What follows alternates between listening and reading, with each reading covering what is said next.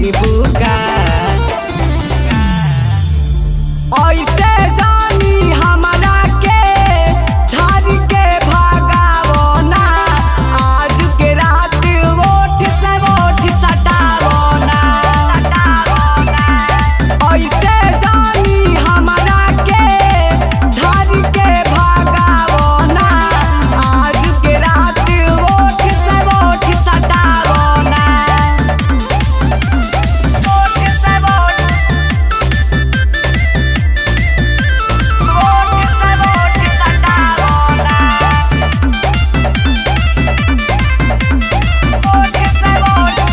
हवे ये जान होई हमर मोहला, होई नाही हाला हो।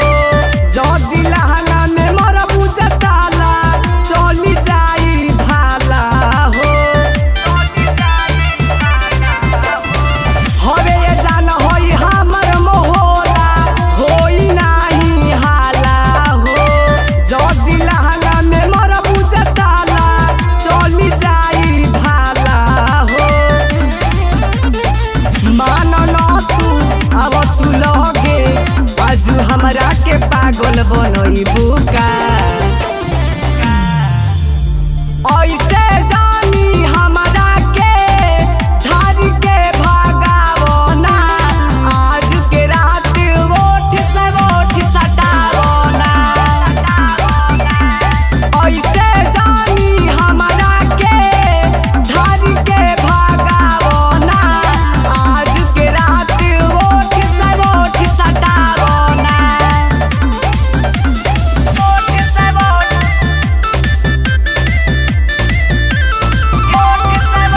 सटावो ना।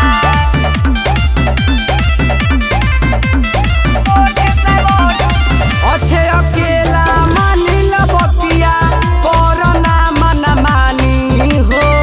आज गुजौती कुरान उनके लिखती है पालानी हो।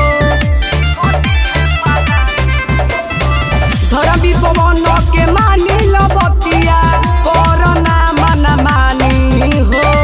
आज गुजौती कुरान उनके लिखती है पालानी हो। आज अच्छे के पागल बनई बुका। ऐसे जानी हमरा के झाड़ के भागावो ना, आज के रात ओठ से ओठ सटावो ना। ऐसे जानी हमरा के झाड़ के भागावो ना, आज के रात ओठ से ओठ सटावो ना। Nitin recording studio Patna.